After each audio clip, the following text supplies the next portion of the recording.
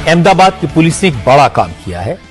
देश भर में डिजिटल अरेस्ट रैकेट चलाने वाले इंटरनेशनल नेटवर्क का पर्दाफाश किया है। इस गैंग ने देश भर में करीब 1000 लोगों को अपना शिकार बनाया। पुलिस ने खुलासा किया कि साइबर क्राइम में इस धंधे में चीन और ताइवान का माफिया शामिल है। इस गैंग ने लोगों से पैसे ठगकर 5000 करोड़ रुपए से ज्यादा की रकम चीन और ताइवान ट्रांसफर की। पुलिस ने इस केस में 18 लोगों को गिरफ्तार किया है, जिसमें 14 आरोपी गुजरात के हैं, जबकि 4 आरोपी ताइवान के नागरिक हैं। ये गिरफ्तारियां अहमदाबाद, वडोदरा, मुंबई, दिल्ली और बेंगलुरु से की गई। पुलिस ने इनके पास से 761 SIM card, 120 mobile phone, 96 chequebooks, 42 passbooks और 92 डेबिट कार्ड बरामद किए हैं। यह गैंग रोजाना 1.5 करोड़ रुपए ताइवान ट्रांसफर करता था। हमारे संवाददाता निर्णय कपूर ने बताया कि इस गैंग ने अहमदाबाद में एक बुजुर्ग को डिजिटल अरेस्ट करके करीब 80 लाख रुपए वसूले थे। अहमदाबाद पुलिस इसी केस की जांच करते हुए इस अंतर्राष्ट्रीय रैकेट तक पहुंची। पुलिस को पता चला कि ठगे गए बुजुर्ग ने जो रकम भेजी थी, उसमें से 6 लाख रुपए वडोदरा की एसबीआई ब्रांच में भेजे गए थे। यह अकाउंट भव्य इंफोटेक नाम की कंपनी का था। जब अकाउंट होल्डर से पूछताछ की गई तो उसने बताया कि अकाउंट उसने 2 लोगों के यूज करने के लिए लिया था। जब इन 2 लोगों के ऑफिस पर रेड की गई तो पुलिस ये देखकर हैरान रह गई कि दफ्तर में एक डार्क रूम बना हुआ था, जिसमें 20 मोबाइल फोन स्टैंड रखे हुए थे। इनमें हर एक में 2 सिम कार्ड लगे हुए थे। एक सिम कार्ड को बैंक अकाउंट के साथ लिंक किया गया था, जिसमें ओटीपी आते थे। इन मोबाइल फोन्स की जांच की तो पता लगा ये फोन 120 दूसरे मोबाइल फोन से कनेक्टेड थे। असल में ताइवान और चीन के माफिया ने वडोदरा, दिल्ली, मुंबई और बेंगलुरु में 4 डार्क रूम बनाए थे। इन डार्क रूम से नेट बैंकिंग के जरिए पैसा ताइवान, चीन और दुबई ट्रांसफर किया जाता था। ताइवान और चीन में बैठे माफिया इन डार्क रूम्स की लगातार मॉनिटरिंग करते थे। अगर डार्क रूम में लगे सिस्टम का कोई भी एक मोबाइल 4 घंटे से ज्यादा बंद रहता था तो उन्हें तुरंत शक हो जाता था कि कुछ गड़बड़ हुई है, और इसके तुरंत बाद दूसरे शहरों में चल रहे डार्क रूम्स को कुछ दिन के लिए बंद कर दिया जाता था। इसीलिए वडोदरा के डार्क रूम को पकड़ने के बाद पुलिस ने बेंगलुरु, दिल्ली और मुंबई के डार्क रूम्स पर एक साथ रेड की। अहमदाबाद पुलिस के ज्वाइंट कमिश्नर क्राइम शरद सिंगला ने कहा कि ठगी का यह धंधा किसी एक शहर से नहीं चल रहा, बल्कि पूरे देश में ये लोग ऑपरेट कर रहे थे। अलग अलग सिर्फ एक सिटी से नहीं काम हो रहा है, अलग अलग कॉल सेंटर्स से अलग अलग बैंक अकाउंट्स प्रिक्योर हुए हैं और अलग अलग जगह पे ही रेड हुई है। तो ऐसा नहीं है कि मैं बोलूं कि सिर्फ एक शहर में ये रिस्ट्रिक्टेड है। हर काफी सारे, क्योंकि छोटे से कमरे में भी ये लोग मोबाइल्स के जरिए और सिम बॉक्स के जरिए और वो सेटअप बना के अपना कॉल सेंटर खोलते हैं।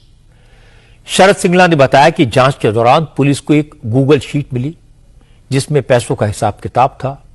दिल्ली, बेंगलुरु, मुंबई में होटल में रुकने के खर्च, टैक्सी और खाने की बिल समेत कई जानकारियां थी। इसी गूगल शीट से पुलिस को पता चला यह रैकेट इंटरनेशनल है। ताइवान के माफिया टूरिस्ट वीजा पर भारत आते हैं। पुलिस ने इन ताइवानी नागरिकों की पहचान की, इनके लैपटॉप को सर्विलेंस पर डाला। 10 अक्टूबर को ताइवान के ये माफिया दिल्ली पहुंचे, ताज होटल में रुके और जैसे ही उन्होंने लैपटॉप ऑन किया, साइबर सेल ने उन्हें गिरफ्तार कर लिया। इस गैंग ने ठगी के लिए 6 अलग अलग यूनिट्स बनाई हुई थी। हर यूनिट का काम बटा हुआ था। एक यूनिट सिम कार्ड खरीदती थी, दूसरी बैंक अकाउंट खुलवाती थी, तीसरी यूनिट डार्क वेब और पब्लिक डोमेन से ठगी के संभावित शिकारों की इंफॉर्मेशन इकट्ठी करती थी, चौथी यूनिट एक्सपर्ट्स की थी, 5वीं यूनिट में टेक्निकल टीम थी और 6ठी यूनिट कॉल सेंटर के लिए लोगों के रिक्रूटमेंट का काम करती थी। शरद सिंगला ने बताया कि ठगी के लिए एक ऐप तैयार किया जाता था। इसे लैपटॉप पर ओपन करके ड्यूअल सिम कार्ड वाले 20 रूटेड मोबाइल्स को कनेक्ट किया जाता था। हर एक मोबाइल का सिम कार्ड एक बैंक अकाउंट के साथ लिंक पर था। जैसे ही बैंक अकाउंट में पैसा आता, उसे आगे मल्टीपल अकाउंट्स में ट्रांसफर कर दिया जाता था। इसके बाद अलग अलग बैंक अकाउंट से पैसे चीन और ताइवान में बैठे माफिया के वॉलेट में जाता था। शरद सिंगला ने बताया कि हवाला के जरिए इस पैसे का एक हिस्सा भारत में बैठे ठगों तक पहुंचा दिया जाता था। देखिए, ये ताइवानी जो हैं वो बेसिकली ऐप प्रोवाइड कर रहे हैं, ये पैसा नहीं वहां जा रहा।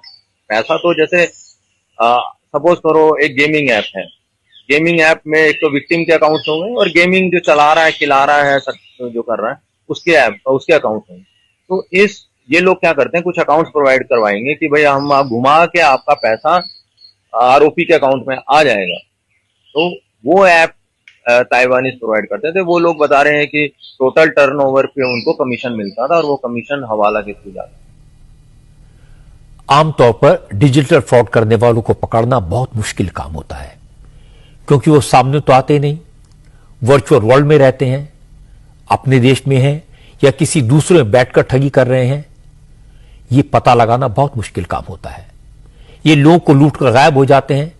इसीलिए मैं गुजरात पुलिस की तारीफ करूंगा कि उन्होंने 5,000 करोड़ का फ्रॉड करने वालों को न सिर्फ पकड़ा, उनके डार्क रूम्स को भी एक्सपोज किया और उनके फ्रॉड के सबूत भी हासिल किए। वो उनके बैंक अकाउंट तक पहुंचे। असल में डिजिटल फ्रॉड करने वाले कभी लोगों की शराफत का फायदा उठाते हैं तो कभी उनकी कमजोरी का। किसी को आसानी से ज्यादा पैसा कमाने के लालच में फंसाते हैं तो किसी को यह कहकर डरा देते हैं कि आपने जो पार्सल मंगाया है उसमें ड्रग्स हैं। जब तक लोगों को समझ आता है कि उनके साथ जालसाजी हुई है, तब तक वो लुट चुके होते हैं। आप सबको यह समझने की जरूरत है कि डिजिटल अरेस्ट जैसी कोई चीज नहीं होती। ये कॉल्स फेक होती हैं, डिजिटल अरेस्ट फेक होती है, ये थाने फर्जी होते हैं, ये पुलिस भी नकली होती है। ये सब कुछ दिखता असली जैसा है, लेकिन फेक और फ्रॉड होता है।